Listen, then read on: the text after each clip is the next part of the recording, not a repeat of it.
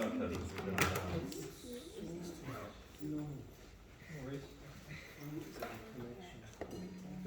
of course, right at the time where I catch the train across the Delmont,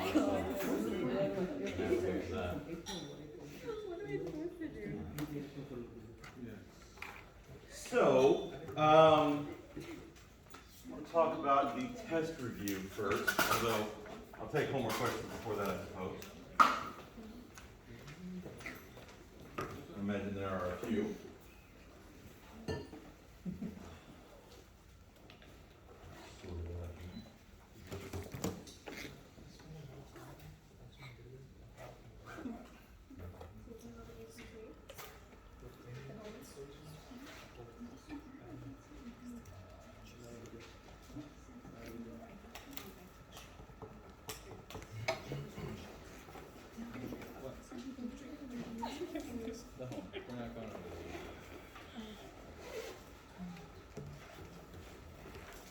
All right, so, couple of questions.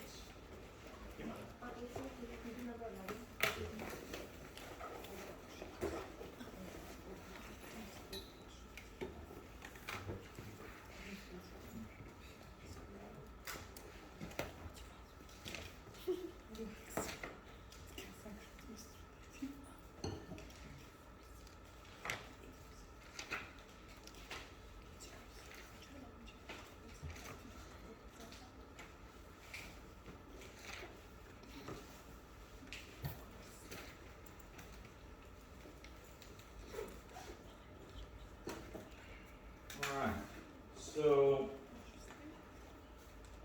we're given that z1 in this case is negative 1 plus I.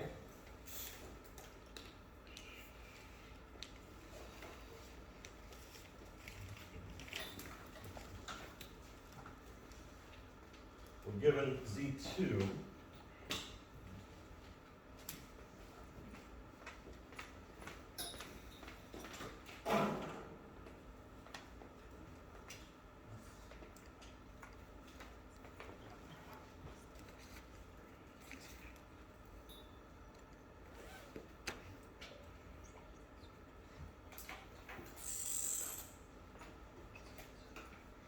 minus 4.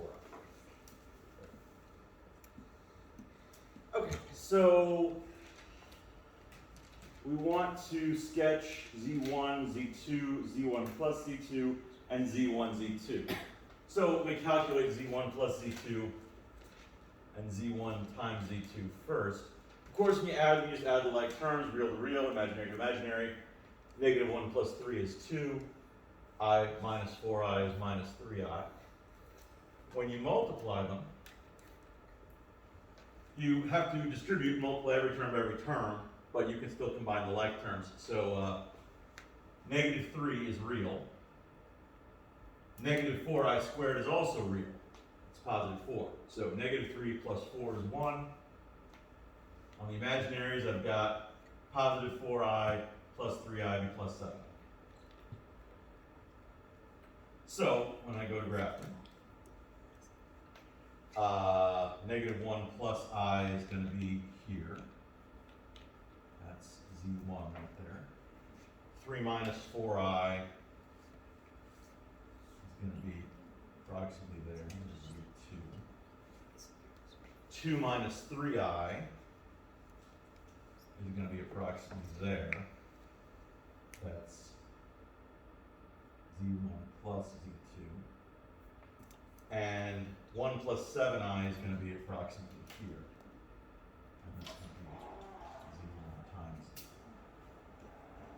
Now, if you graph carefully, which I didn't really do, if you take the angle to z2 and increase it by the angle to z1, you ought to end up where z1, z2 is, which doesn't really look like it's going to work. So z2 is 4 z1. Oh, z1's in the wrong place, that's why. Professor, I can really see how you got z1, z2. I multiplied each term by each term. Z1's in 7th point.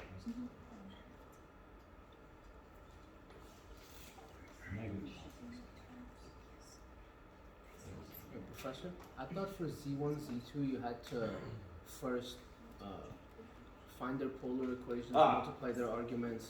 You certainly can do that. If you're only multiplying 2 numbers, that's probably more work than is really useful. If you were multiplying 4 or 5 of them, it would certainly be faster than expanding out all 4 or 5 multiplications. But if you're just doing 2 of them, doing it directly in standard form is probably faster. So you just multiply them like regular. So, -3, when I multiply the real terms together. When I multiply the imaginary terms together, I'm going to get -4i squared. Negative 4i squared is a real number. Since I squared is -1, -4i squared is just +4. So I get -3 for multiplying the real terms. I get +4 for multiplying the imaginary terms. That gives me a 1 for my real term. The imaginary terms are even more straightforward. I get +4i for multiplying the real by imaginary, and then I get a +3i multiplying the imaginary by the real. 4i and 3i are going to combine to equal 7. And it's perfectly fine for you to write all that out. If I were to do that up here, I would have -1 times 3 is -3, plus 4i, plus 3i, minus 4i squared. But since 4i squared is -1, that's going to be -3 plus 4i plus 3i plus 4. And then when you combine both terms together. So if I now, this is graphed more or less correctly, if I take the angle of Z2 and increase it by the angle of Z1, it should put me in about the same direction as Z1, Z2. You'd have to graph a little more carefully than I did to make that apparent, but the angle that you get when you multiply complex numbers ought to be the sum of the 2 angles of the 2 complex numbers. Likewise, if I multiply the modulus of Z1 by the modulus of Z2, I should get the modulus of Z1, Z2.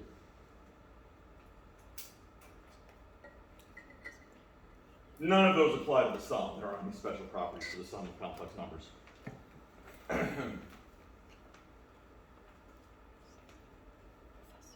Okay, so. Professor, in the homework problem, some of them we have to use the formula r times r and then cosine theta 1 theta plus theta 2.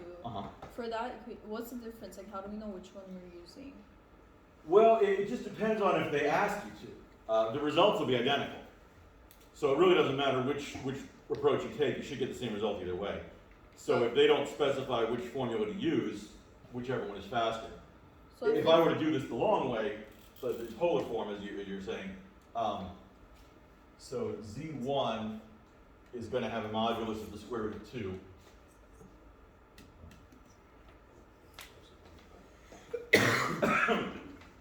So if on the test you just write like Z1 times Z2, can we just FOIL it? Absolutely. The polar form is a big advantage if you're multiplying out 4 or 5 of them. Okay. But if you're just multiplying 2 of them, it doesn't make it for you. Okay. So Z1 is going to have square root of 2 modulus, and we're going to have CIS of, let's see, -1 plus I is going to make that 3 pi over 4. Z2 is going to have a modulus of 5. And unfortunately, the angle isn't going to come out neatly. It's not an even circle. We're just going to have the inverse tangent of -4/3.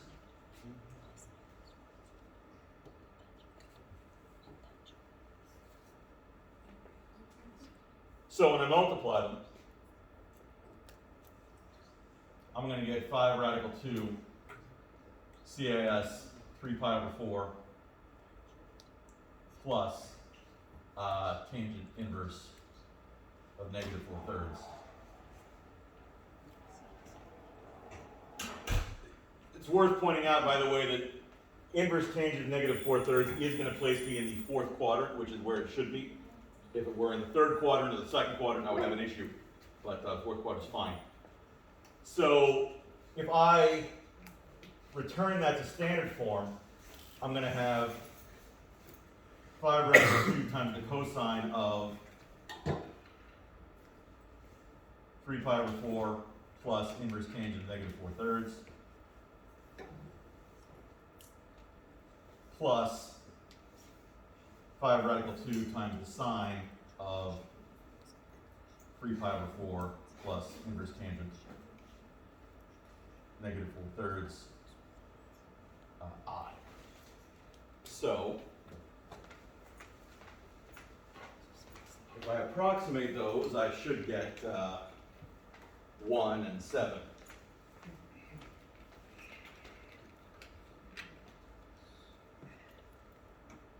So if I take 5 radical 2 times the cosine of 3 pi over 4 plus the inverse tangent of negative 4/3, I get exactly 1.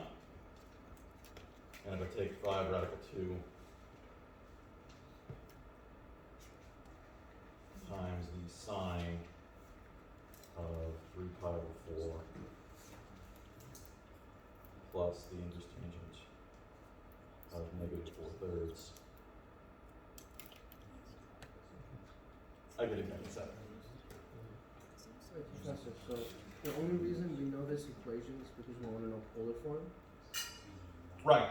But if it was, again, that's much simpler. So why do we ever learn that? Like, that's still polar form. Multiply 6 of those. Oh, so Z1 times Z2 times Z3 times Z4 times Z5 times Z6. Mm-hmm. Doing that in polar form is much faster, especially if they all have to be the same thing. The particular advantage of you doing like an export, like if I asked you to do Z1 to the 8th power, you wouldn't want to multiply out Z1 times Z1 8 times. But if you were taking this to the 8th power, that would take about 10 seconds. Few questions. What happens, how does it go from cis to cosine? So, what is CIS? It's cosine, and well, inverse. It's the cosine of the angle plus I times the sine of the angle. It's just an abbreviation. It's not an operation on its own. So, when I say CIS theta, that is cosine theta plus I sine theta. That's just the definition. So when I'm saying CIS of this, it's cosine of that plus I sine of that. Oh, I didn't realize there were one. Oh yeah, no, this is all, I just ran out of room because I couldn't go to the screen. And then, when are you supposed to use the inverse tangent? Because I didn't really have to use that for any of them. The inverse tangent is necessary if it's not on the unit circle. If it's on the unit circle, you can just use the unit circle value. But if it's not on the unit circle, then the inverse tangent is really your only option. I mean, technically you could use inverse sine or inverse cosine, but that would require extra steps. So as, on the test, you will specify to use the polar or not. If you don't include the, I probably won't. So it's just a question of which is faster for you.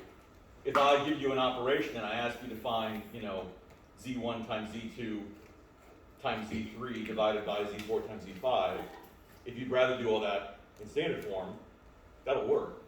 It's probably faster in polar form, so I'd kind of recommend that, but it's really up to you. okay. I have a problem knowing when to add 2 pi and to add pi to the angle that we get. Draw a picture. In this case, it's unnecessary because we're in the 4th quadrant. 3, -4, so we're here. Inverse tangent by default exists in the 4th quadrant, so there's no need to adjust anything. If I were looking for a point over here, I would have a problem, because inverse tangent doesn't exist in that quadrant. So I can use the inverse tangent to find the reference angle, but I would have to add that to pi. This would be pi plus the inverse tangent of u over a to get into the 3rd quadrant. Likewise, if I need it in the 2nd quadrant for some reason, I could also do the same way. Translating from one quadrant to another, There are a couple of ways you can approach remembering how to do it. Basically, you can just memorize a whole bunch of different rules.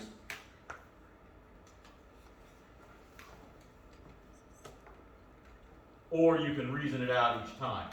It's a matter of whether you're more comfortable doing a lot of memorization or understanding how the four quadrants relate to each other. So whichever was easier for you. This rule, where you just add pi if it's in quadrants 2 or 3, and you don't if it's quadrants 1 or 4, that's fine if you happen to be looking for the angle for the polar form of a complex number. But if I was trying to figure out where the inverse cosine of something was, it would be a completely different arrangement. So since each scenario has slightly different rules, for me personally, it doesn't make sense to memorize it. Because then you have to memorize 2 or 3 rules for like 6 different scenarios. That's like memorizing 15 things. Whereas if you think about how the quadrants work, that requires a little more mental overhead, but you don't have to memorize 15 formulas. So it's really up to you which method you think is you're going to remember better. But this certainly would get you through these particular scenarios. Which one? So I'm just a little confused on the aspect of when because I know sometimes we add 2 pi k to the data. In this case, would it be appropriate or would it be necessary to?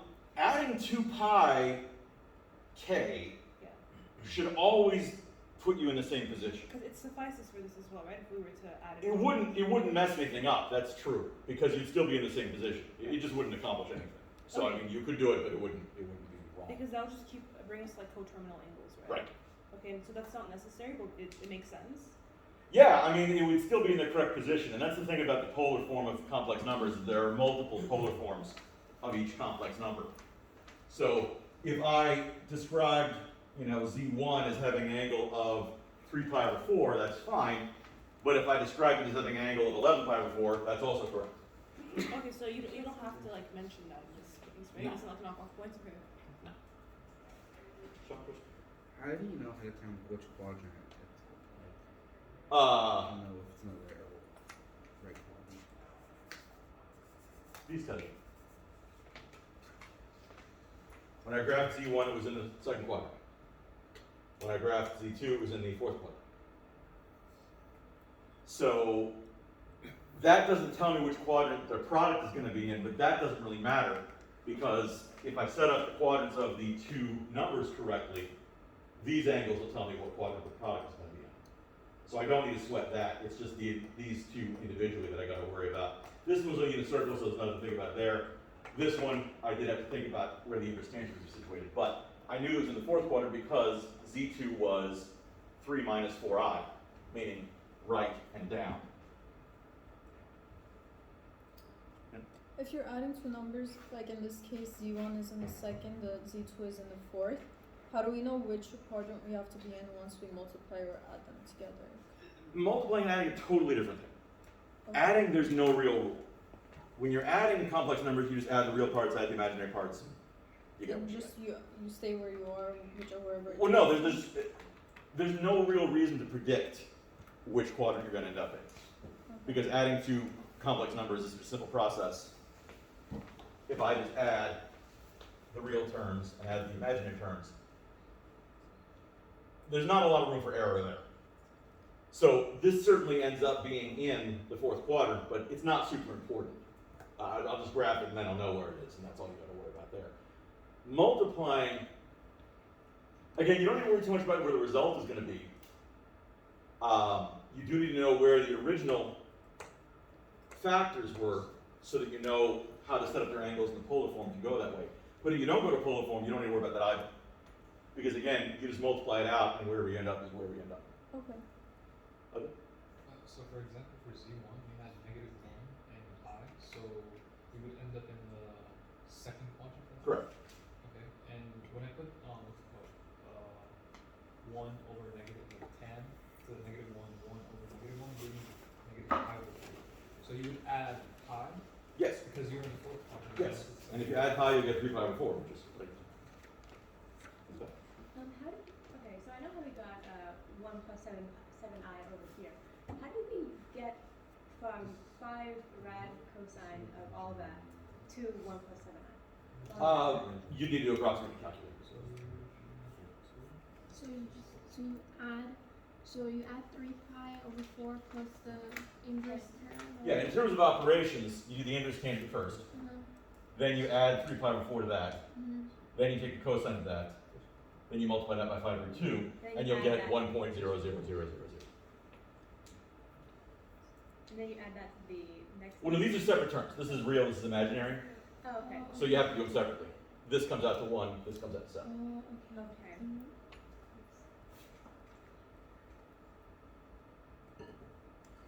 Other questions? Okay. So the steps for this problem would be you find the modulus of both. So let's say we're doing it that way. Right, right. Find the modulus of both. Then you Find the angles for both. angles for both. Multiply the moduli, Yeah. You add the angles, add the angles. and then you And you, simplify.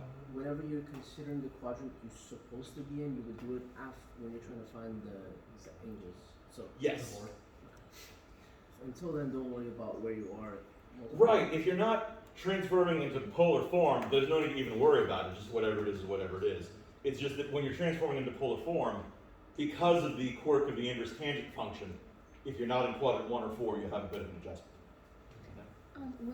Could we just leave the answer like as the 5 rad 2 instead of simplifying it down to 1 plus? I mean, it depends on what the instructions say, so on the test I'll make sure to be explicit, but yes, I'll definitely expect you to finish in standard form. I mean, in this case, it's a matter of simplification. You know, you could say this or you could say this, but which one is easier to understand? Definitely, this is the form you want to finish with. So this would be more useful if like z went to like the 15th power, but like Yeah, if z were to the 15th power, this wouldn't take any longer. Yeah. But doing it that way would take way longer. So this is more like a first power kind of thing. Right, or even just taking 2 of them multiplied together. If you're just taking the second power, going to polar form is not much of an advantage. It's after you've taken it to like a 4th or a 5th power that polar form starts becoming really useful. Got it.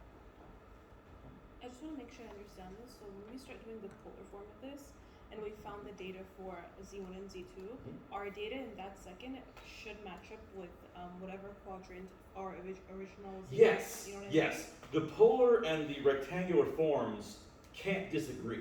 When it comes to the data, like in the process of it. Right, Towards well, the end- anyway along the process. Okay. Z1 is Z1. Okay. Now, whether I call it the square root of 2 times c as 3 pi over 4, or I call it negative 1 plus I, it's the same number. Right. These are just different languages for describing the same thing. Okay. So. Okay. Yeah. That makes sense. Thank you. So if you are in the wrong quadrant, right when you're finding the first line, that's where we add the pi or Or the 2 2 Yes, pi. Yeah. yes. Okay. Just adding pi is all you gotta do. If you add 2 pi, that won't actually fix it because you don't have the same Okay. form. Okay. You put on terminal, right? Right.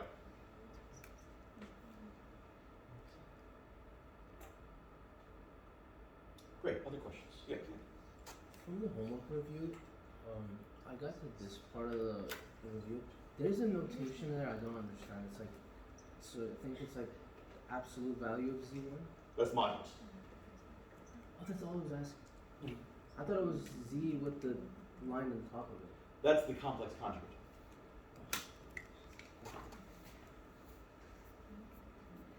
I'm not sure if you're accepting other questions yet. Still on this one for now, because I still haven't tapped out of this one. Any other questions about number 11 before we proceed with different? Okay, other questions? You mentioned like a problem with like up to Z5. Would you be willing to do an example of that? Oh, there's one on the review. I'll definitely look at that, but let me just actually see which one this is. Definitely this one.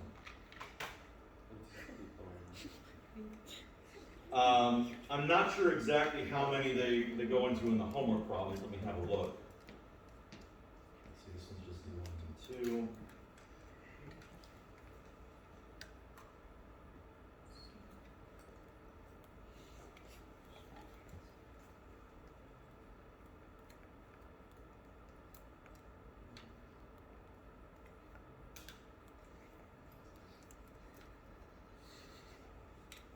Yeah, these all just involve 2. Well, here we go. When you're doing a power, then Moivre's theorem is a big time saver. Now they also have in number 32, they ask you to use the Moivre's theorem to find a second power. That's kind of a waste of time, honestly, because like I was saying, if you're only multiplying it by itself once, it doesn't really take that long in standard form. The Moivre's theorem doesn't provide any advantage. But the sixth power in number 31 is definitely a benefit. Let me walk you through that one. I'm going to show you how you would set up the standard form. I'm not going to work it out because it takes a long time and we have better options. Professor, one of my questions was actually the theorem, what you have to do that. The Moivre's theorem? Yeah, it was 32, but instead of the power of 2, it was 10 to the power. Yeah. Well, that's the thing is the exponent kind of doesn't matter. That's the great thing about the Moivre's theorem is that taking something to the second power doesn't take any less time than taking it to the 10th power using the Moivre's theorem. So I'll demonstrate that using number 32 here. Well, I might as well just use number 31. So we're given that z equals the square root of 3 minus I. And I want to do z to the 6th power, which of course would be the square root of 3 minus I times the square root of 3 minus I times the square root of 3 minus I times the square root of 3 minus I times the square root of 3 minus I. 5 times the square root of 3 minus I. Now you can do that using basic algebraic techniques. There's no real difficulty in expanding out 6 binomials like that. It's time consuming, you've got to be really careful, and you're doing so many little calculations, there's a very high risk that one of them will go wrong, especially with all the radicals involved. But you can do it. It would take, I don't know, 15, 20 minutes. But we can do it in 20 or 30 seconds using de Moivre's theorem, so we'll just do it that way. So the modulus of z, square root of 3 squared is 3, negative 1 squared is 1, add up to 4, so the modulus is 2. So this is modulus here. And the angle conveniently is on the unit circle. If I'm going root 3 to the right and 1 down, that's going to be 11 pi over 6. So I can rewrite z as 2 CIS 11 pi over 6. So z to the 6th is going to be 2 to the 6th CIS 6 times 11 pi over 6. 6 is canceled. 2 to the 6th power is 64. So that's 64 CIS 11 pi. 11 pi is coterminal with pi. So that's 64 CIS pi. And CIS pi goes straight to the left is negative 1. So this is negative 64.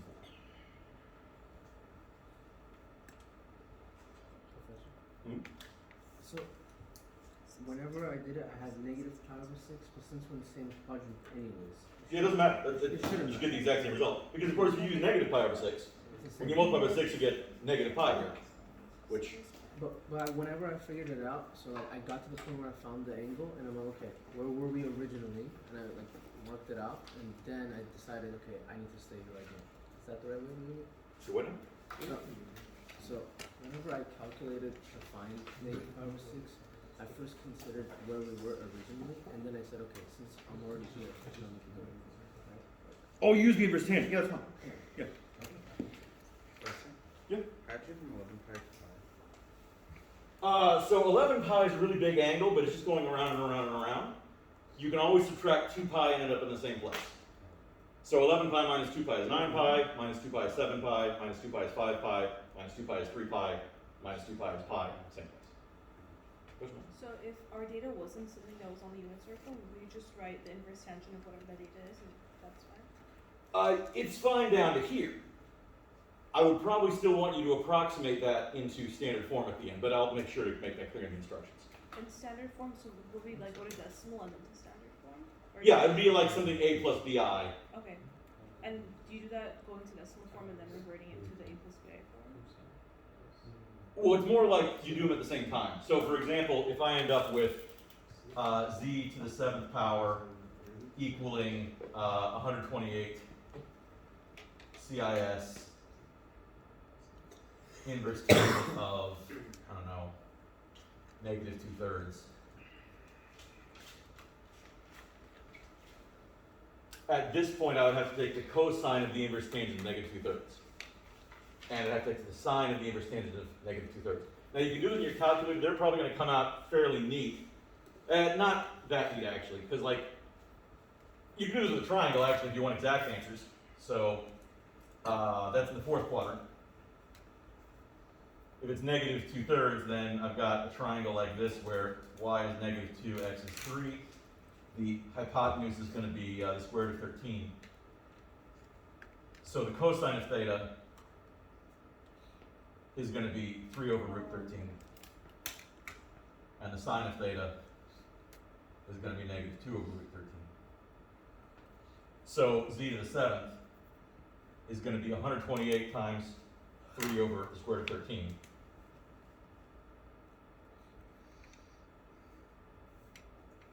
Minus 2 times, or 128 times 2 over the square root of 13. Okay, thank you. What about accepted approximation? It depends on the instructions. I'll make it clear in the instructions which I want. Is there an easy way to calculate the CIS with calculator? I don't think calculators typically have any kind of CIS, but no, I'd be very surprised if the calculator had a function like that. So you're pretty much going to have to do that by hand. Any questions? Other questions about this one, or want to see something different? What is this? Can you do 34? 34? Does this clear up what you were saying about the 10th power? Well, my Sean? question was, I was kind of struggling because it wasn't something on the unit circle. Okay. This is kind of how that plays out at the end, but I skipped the earlier step. Let me show an example of that after this one. I'll do 34 and then I'll come back. Okay, the fifth roots of 32. Well, the principal fifth root of 32 is 2, so that's fine. And then from there, I'm just dividing up the circle into 5 equal chunks.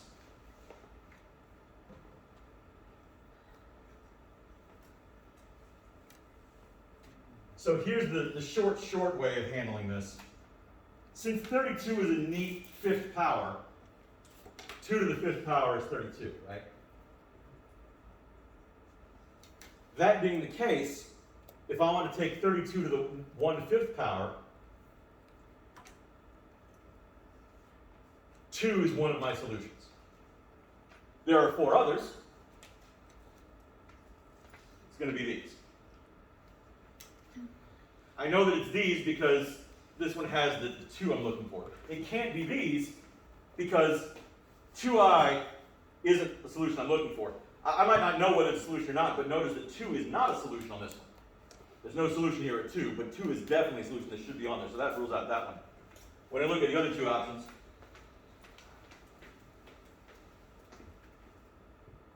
same problem. 2 doesn't show up on any of these graphs. So it's got to be this one. As far as the actual list goes, well, I can just put 2 as the first one. The others all have to be 1/5 rotation around from each other. So I'm going to take 2 pi over 5, and I'm going to keep adding that. So I'm going to have 2 CIS 0. I'm going to have 2 CIS 2 pi over 5. I'm going to have 2 CIS 4 pi over 5. I'm going to have 2 CIS 6 pi over 5. And I'm going to have 2 CIS 8 pi over 5. Now, those are, of course, in polar form.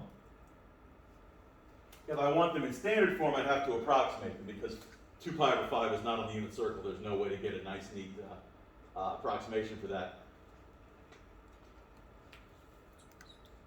They want the exact roots. This is the only way to state them exactly. Well, I mean, I guess I could expand them out. Hopefully they're not expecting that. Did anybody find out if WebAssign accepts CIS? Yeah, I'm just No. grabbing They it right don't. now. Okay, just check. So I'm going to have 2, Yeah, nice, thanks. yeah, cosine of 2 pi over 5 plus I sine of 2 pi over 5, like so. And the others are all going to be the same format. 2 cosine 2 pi, or sorry, 4 pi. Plus I sine 4 pi over 5.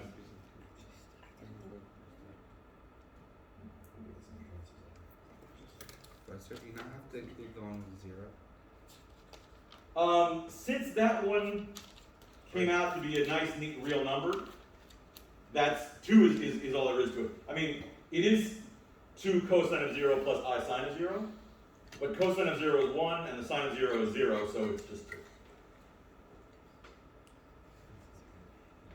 Oh yeah, good. Just copy that in here. You can copy. That would save me a lot of It time. doesn't let you. It does. It doesn't let you copy. I think. It doesn't let you? It does let you. Oh, it probably depends on your browser and the device that you're using.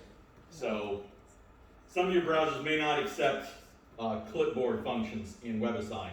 I type all that out. It takes an extra 10 or 15 seconds. I know it's really annoying, but it really doesn't take that long. 10 or 15 for each, so it is a lot. Yeah, question of it? 2 the modules, right? 2 is the modules. Are they going to modules? Yeah, we're not. From here. The original number I was taking fifth root of was 32. So the fifth root of 32 is just 2. Yeah. So basically, if you get 2 pi over 5 by, so you got 2 because you did the 15 of 32? Right, these 2's have nothing to do with each other. Oh, okay. This is always going to be 2 because it's always a full rotation. So you're dividing 2 pi by however many numbers to the However many roots you're going to get. Okay. Yeah. So it's always 2 pi divided by however many. Right, 2 pi over m. and emphasizing the increments.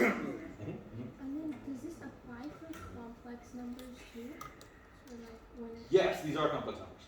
or when it's like I mean like If the negative original number had an imaginary component, this would all work exactly the same way. It's just the steps would take a lot longer. Okay. The actual procedure is identical. It's just you'd have to calculate the modulus, take the modulus to the 1/5 power, figure out the angle of the original one. In this case, it would be easy because it was 0. But if it were some complex number, we'd have another original angle, and we'd have to divide that by 5 and then keep adding 2 pi over 5. Can we do problem number 37 because I think it's like that. Okay, I will get to that. Any other questions about, which one was this, 34? Yeah. Other questions about 34 before I proceed to a different question? Yeah. We can always do tangent b over a and then inverse of that, right?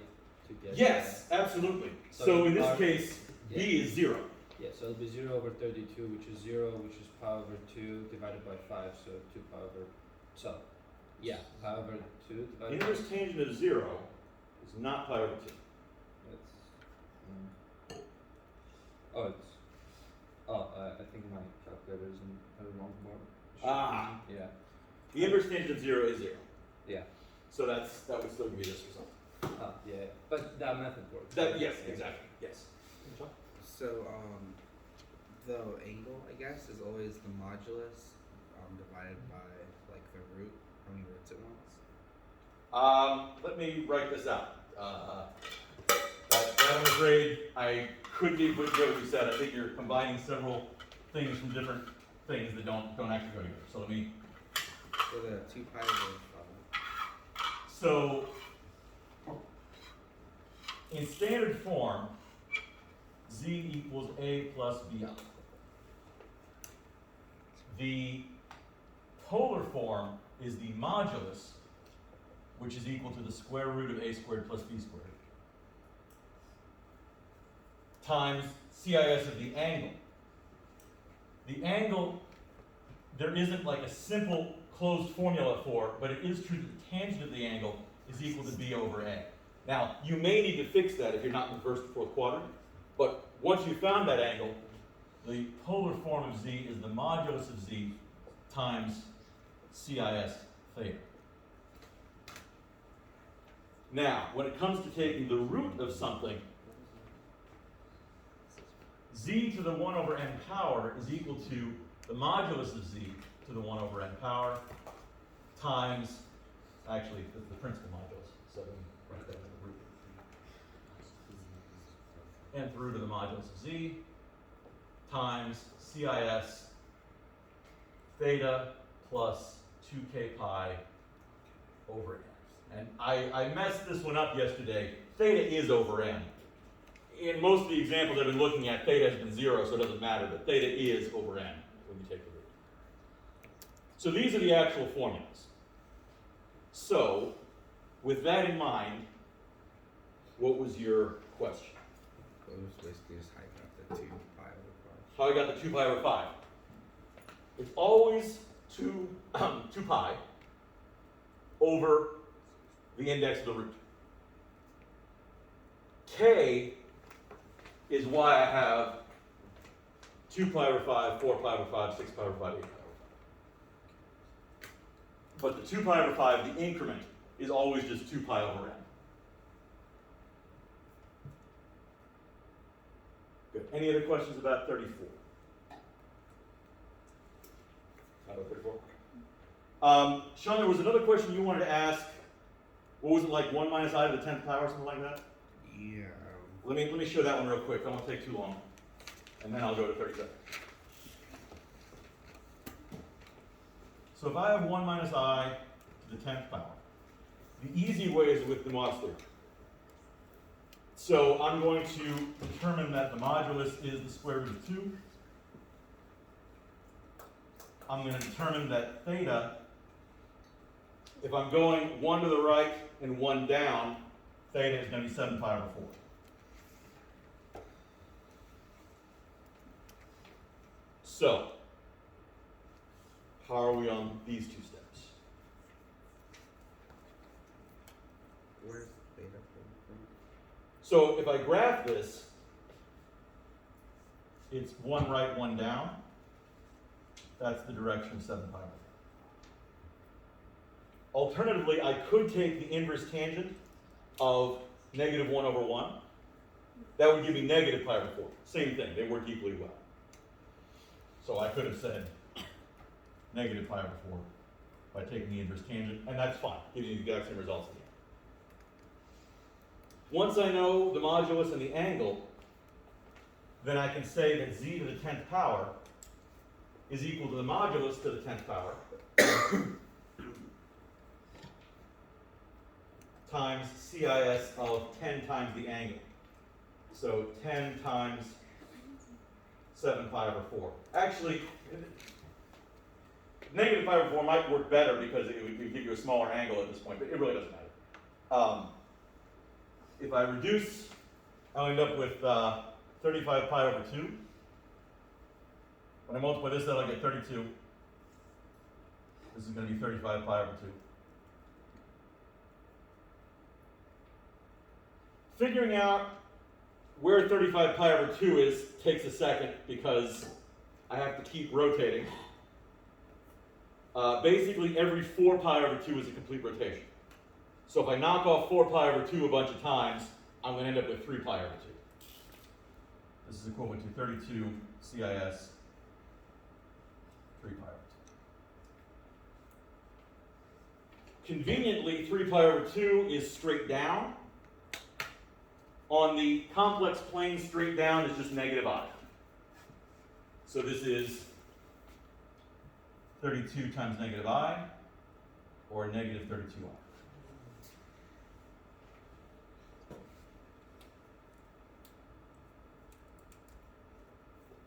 Question?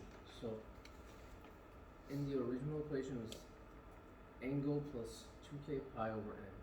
So, No, that's not what I used here. This is for roots. We're doing a power.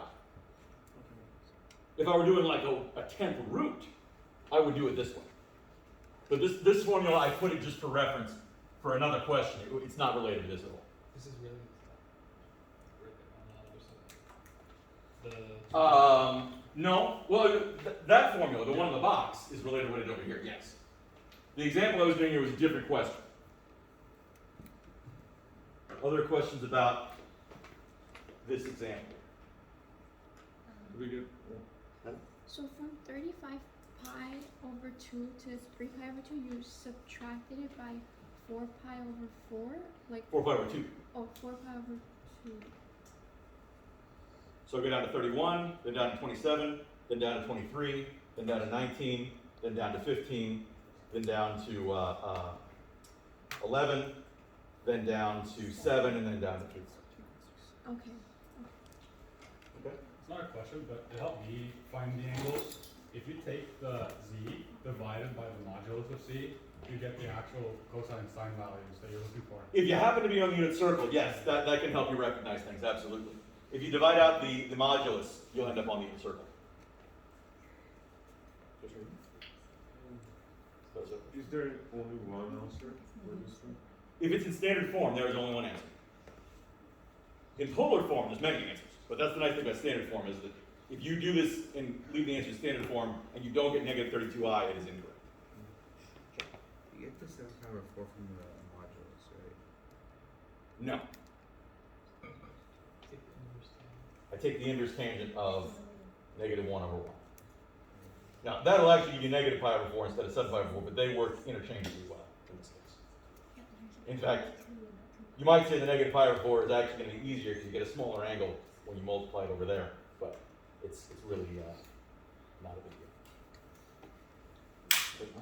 I have a question about the way we write things. The CIS that we write, it assumes that it has the I signed in it as well, right? Yes. CIS is just shorthand. Yeah, It means cosine 35 pi over 2 plus I sine 35 pi. with the I. Yes. The sine gets the I, the cosine does not.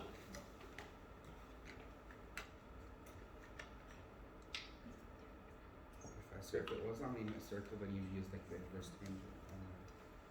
Well, if it's on the unit circle, you don't really need to use the inverse If tangent. it wasn't on the unit circle. If it wasn't on the unit circle, then yes, you can certainly use the inverse tangent. You can always use the inverse tangent because if you type into your calculator inverse tangent of negative 1 over 1, it will give you negative pi over 4. Provided, of course, your calculator gives your answers in factors of pi.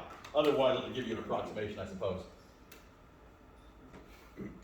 If you keep it exact, if instead of 7 pi over 4, you write inverse tangent of negative 1 here, and you keep it down, inverse tangent of negative 1, all the way through, when you approximate it, you calculate at the end, you'll still get exactly 0 for the A and negative 32 for the B. So it'll still work as long as you keep things precise.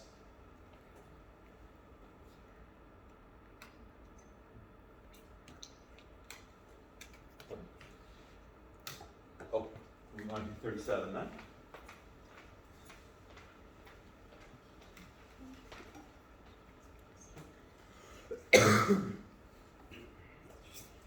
All right.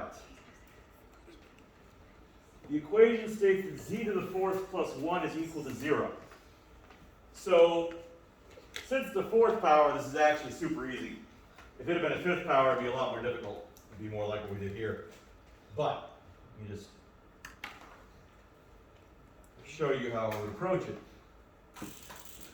If z to the fourth power plus 1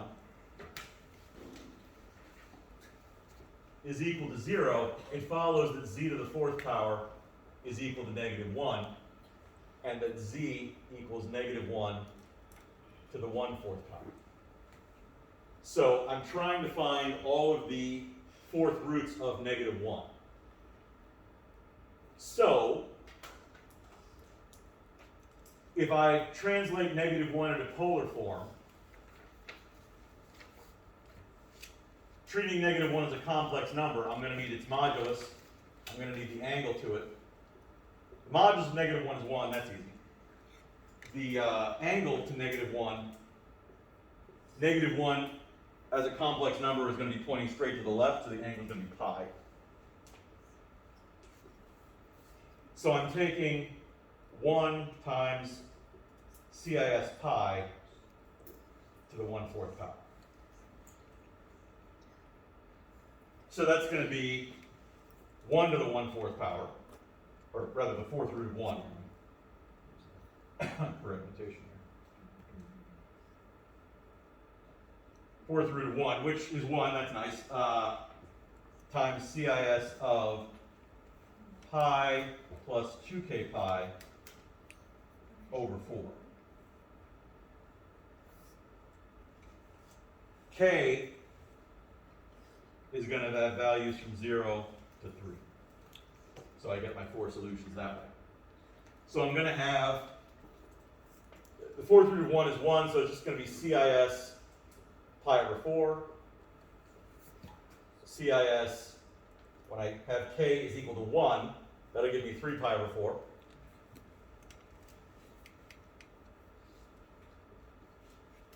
When k is equal to 2, that's going to be 5 pi over 4. And when k is equal to 3, I'm going to have 7 pi over 4. Those are all in unit circle, which makes it super easy to translate them into standard form. It's just going to be the x and y values from the unit circle. So the first one is at pi over 4, we've got root 2 over 2 and root 2 over 2, so it'll be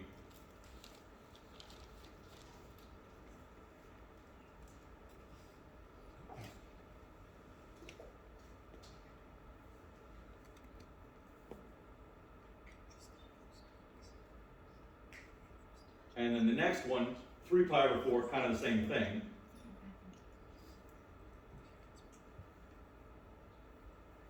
They're all about the same. It's just that at 3 pi over 4, x is negative, so we're going to have negative 2. At 5 pi over 4, they're both negative. And at 7 pi over 4, that's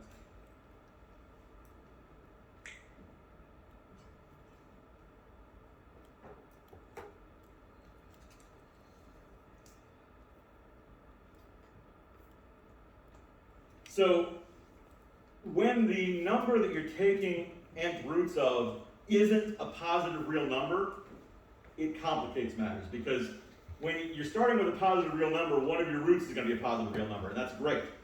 If you're not starting with a positive real number, that might not be the case, and you have to kind of set it all up individually. Abel, you have a question? Is the 4 over the pi plus 2k pi? The 4 is under the entire pi plus 2k pi, yes. I wrote that incorrectly yesterday. The theta should be over the n in the formula. I just have kind of like a weird worded question. If our initial problem was z to the 4th equals negative 1 plus I, let's say, then our tangent would be 1 over negative 1.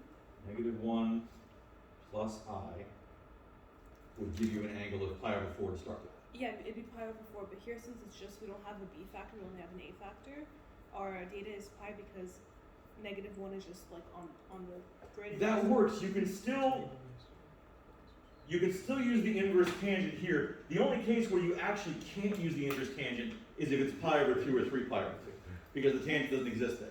Okay. But if it's pi, if I took the inverse tangent of 0 over negative 1, I would still get an angle of pi. That would Because still. tangent is 0 and it's pi. Oh wait, right, wrong quadrant. Yeah, so I could still use the approach where you have to correct for the quadrant. It would give me an angle of 0, but it's pointing the wrong direction. So I'd have to add pi, and I'd get pi. Right, because okay, so the tangent when it's so tangent of pi is 1. Tangent of pi is 0. 0. Okay. How did you get Pi? The short way is to say, well, it's a negative real number. Negative real numbers are on the left side of the axis, and that's the direction of pi. If it had been a positive real number, it would be on the right side of the axis, and the direction of 0. If it's a positive imaginary number, that's up, which is pi over 2. If it's a negative imaginary number, that's down, that'd be 3 pi over 2. Could you use 2 pi instead of 0? I never use 0 Well, here. I'm saying like if you had it. 0 and 2 pi are effectively interchangeable in this case, since they're coterminal. In this case, I could have used 3 pi, but there's no advantage to that. So. Questions? Okay, good. Other questions about number 37? So k goes up to 3 because we only have 4 roots that we can possibly have here. Correct. If I went to a fourth one, I would get this. If I said k equal to 4, I would get this. It just repeats like a period. Right. But if we're like to a 5th root. If it were a fifth root, k would have to go up to 4 to get that fifth one. Yeah. Since you start with k equals 0, k will reach a value 1 less than m. And if k equals 5, we would be repeating again. Yeah. So if you're taking 8th roots, k would go up to 7. And then 8 would The 8th would be repeated. What's the difference? Okay. Any other questions about 37 before we proceed to anything different? No? Okay. 11 on section 4. 8-4. Good. I have a question on 8-3 still. If that's okay. Okay, let's take one more 8-3 and then I'll go into 8-4. Question? 26. 26.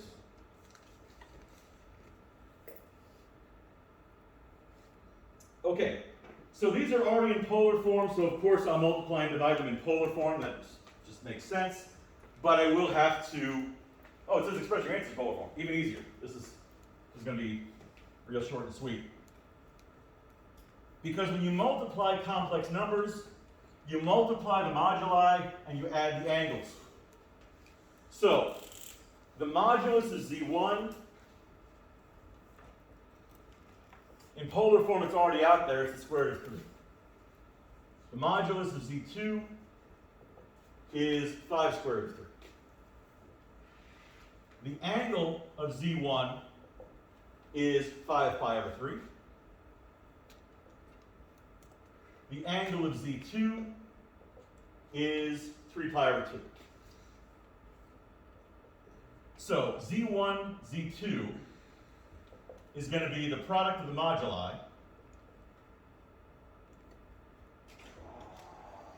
CIS of the sum of the angles. So the moduli root 3 times 5 root 3 is just 15. When I add the angles, I will need a common denominator. So I'm going to have 10 pi over 6, and I'm going to have 9 pi over 6. Add them together, I'll have 19 pi over 6. And that's that. Similarly, when I divide, we can certainly transform this into standard form, but the instructions said to leave it in polar, so that's the answer. Can you reduce 19 pi over 6 down to something that's just a single rotation? Sure. I don't know if they expect you to do that or not. But z1 over z2 is the same idea, but in reverse. I'll divide the moduli, and I'll subtract the angles. Of course, division's not commutative, so it does matter what order you subtract the angles in. It should be the same order you did the division in. Root 3 divided by 5 root 3 is 1/5. Root 3's cancel. If I take 5 pi over 3 minus 3 pi over 2, I still need a common denominator. So I'm still going to have 10 pi over 6. I'm still going to have 9 pi over 6, but 10 pi minus 9 pi, this is going to give me pi over 6. And that's that.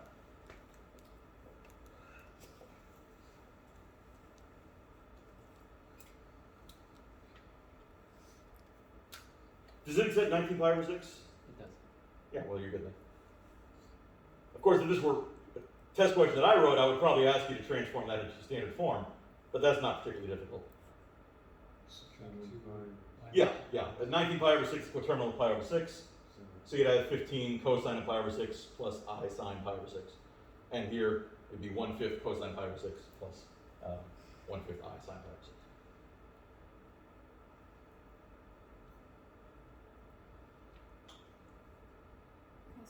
Would you be able to take one more question from this homework, or I can talk to you later and ask it too? Let's move on, because I want to get through some more stuff today, and then I'll come back. But I do want to get into 8-4.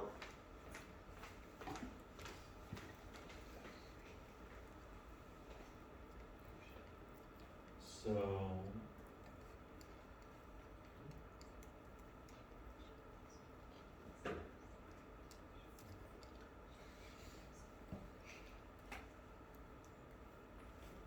Which question was it again? 11. Okay. So we got a circle.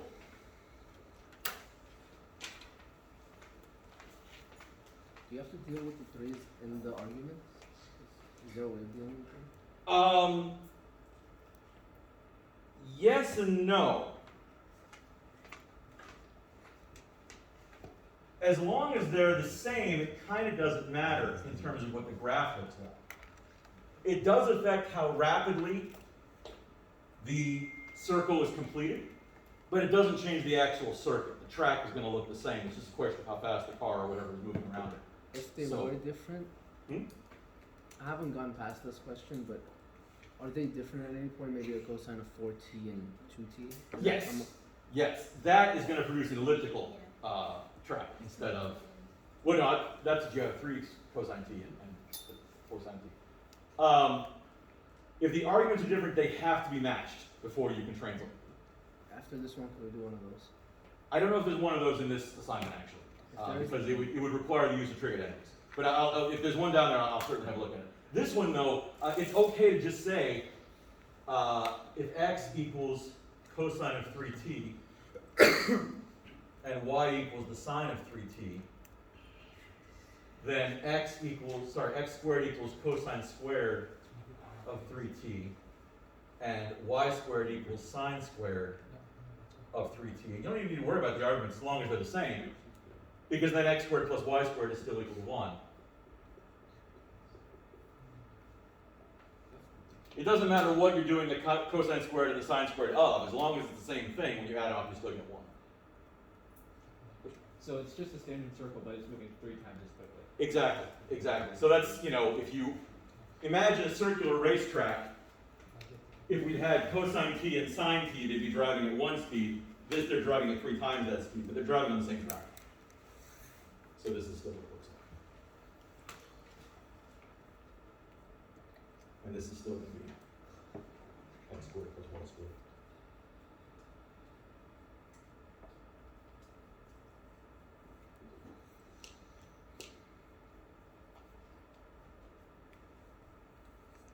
Let's see if there's an example of real time.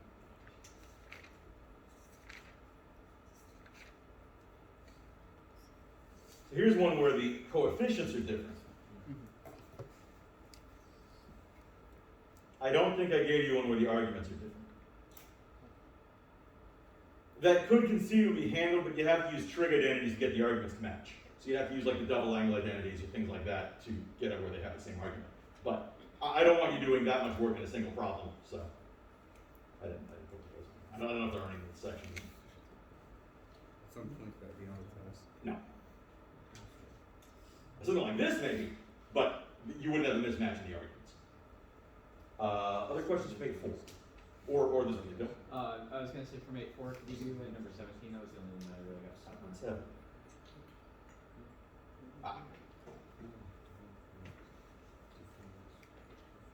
So, if r equals 7 over 2 minus cosine theta, and I want to write that parametrically,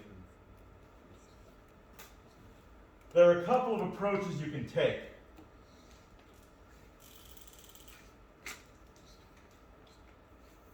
My inclination is going to be to transform it into a rectangular equation first, and then try to sort that out. So I'm going to start off by multiplying both sides by 2 minus cosine theta. R equals 7 over 2 minus cosine theta. And then I multiply both sides by 2 minus cosine theta.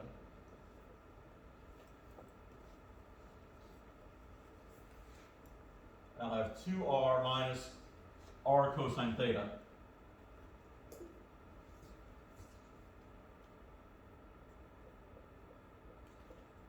equals 7.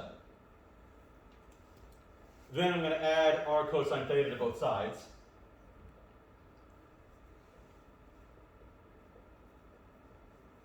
And have 2r equals 7 plus r cosine theta. Now, R cosine theta is not a problem, that's just x. So I can say that 2r is equal to 7 plus x. Anybody know what my next move is? Divided by 2. I would not. Nothing wrong with it, it's just that if I square both sides, which is my actual next move, I don't really want to square a fraction. I mean, it's no big deal, but I just assume not. So I'm going to square both sides right now. I'll deal with the coefficient later. When I square that, I'm going to have 4r squared. When I square this, I'll have 49 plus 14x plus x squared. What did that do for me? Right, r squared equals x squared plus y squared, so that's going to be 4x squared plus y squared equals 49 plus 14 plus x squared. Distributing, I'll have 4x squared plus 4y squared equals 49 plus 14 plus x squared, 14x. All right, at this point, it's good to think about, is this actually a type of equation that I recognize? Does anybody know what type of graph this is going to produce? Not quite. An ellipses? Because of the x squared here, it will be an ellipse. Because if I subtract x squared from both sides, they no longer match. I'm going to have 3x squared plus 4y squared equals 14x plus 49. So I could get this into a standard form without a huge amount of difficulty. I'm not sure how much it matters, but it's good practice for what we'll be doing in a couple chapters from now. So if I subtract 14x from both sides, I'll have 3x squared minus 14x plus 4y squared equals 49. I'm going to divide everything by 12 next. The reason I'm going to divide everything by 12 is because I want x squared and y squared to be free of their coefficients. And, well, no, I'm not going to divide by 12. Let me factor out the 3 instead. Getting from here to standard form, there are several arrangements of similar steps. You can do them in various different orders. It's kind of a matter of personal taste. And a lot of it comes down to just how you were taught the first time. If I factor a 3 here, I'll have x squared minus 14 thirds x. I'm going to have to complete the square, so I'll go ahead and put a blank for that. 4y squared I can leave alone because it's already a perfect square, and I've still got 49 over here, but I'll have to add the same number that I added in here.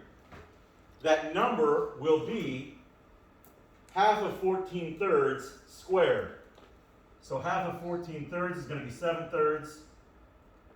When I square that, it's going to be 49 ninths. That's what I'm going to add in here.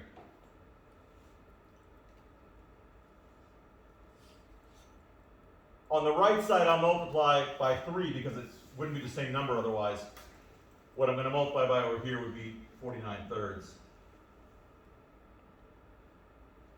So I'm going to end up with 3 times x minus 7 thirds squared plus 4y squared equals whatever 49 plus 49 thirds is. Got to get a common denominator, so 147 plus 49 is going to give me 196 thirds. That's kind of perfect square. So this is almost there. If I multiply both sides by 3 over 196, it's going to be the perfect standard form of an ellipse. But that's not actually our goal here. Our goal is to get a parametric equation. And I probably could have done that from here. So this is something you're going to want to bear in mind. We will be going through this process quite a few times in future chapters. But if I just want to get this as a parametric equation,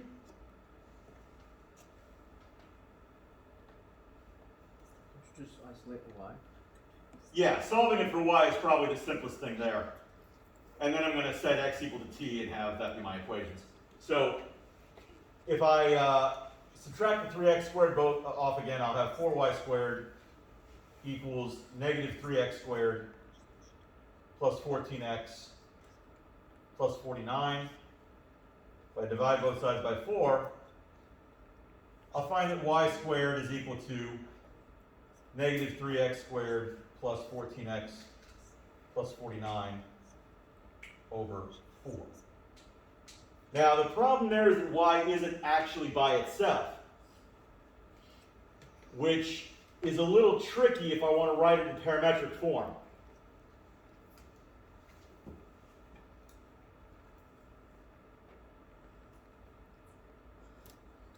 The usual approach I would take for an ellipse, yeah, would involve different coefficients of x and y.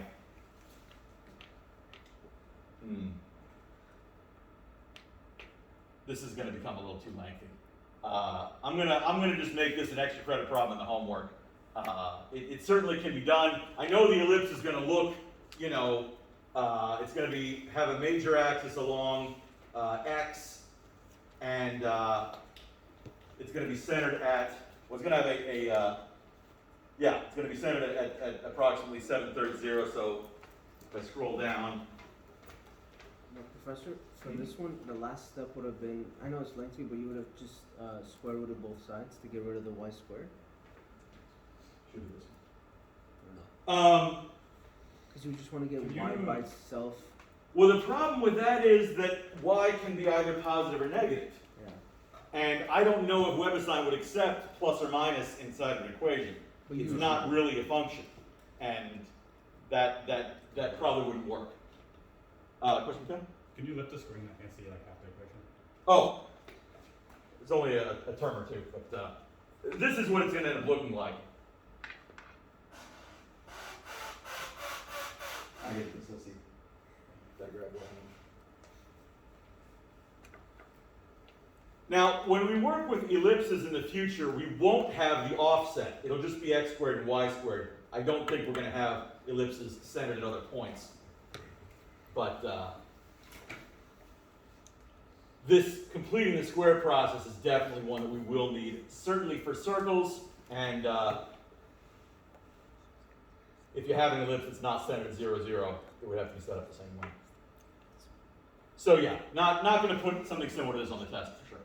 So all our ellipses will be centered at 0, 0. I think so in future chapters, but I can't promise that. That's like a couple chapters down the road. Okay. The third step on the right hand side, where did we get 49 over 9? I took this middle coefficient. What's the third coefficient? The third after that? That's 49 over 9. Where do we get Answering your question. oh, sorry. I took this one, I cut it in half, I squared it. That's how completing square works. You take the middle coefficient, you cut it in half, you square it. That's the magic number you add to both sides to complete the square.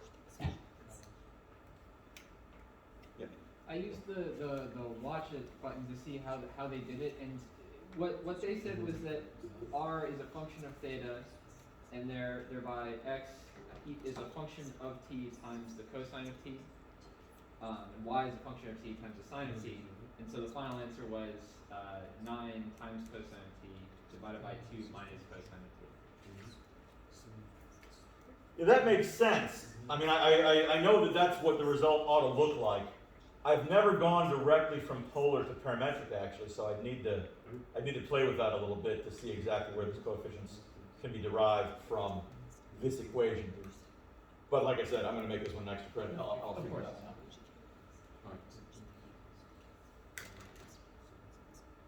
All right. Ignoring that one, other questions from 8-4. No problem. It's one of those cases where the initial statement is not too complicated and the result isn't too complicated, but getting between them can be a very arduous process. Other questions to the home? All right, let's take a 10-minute break. Come back at 11:30, and I'll go through the review.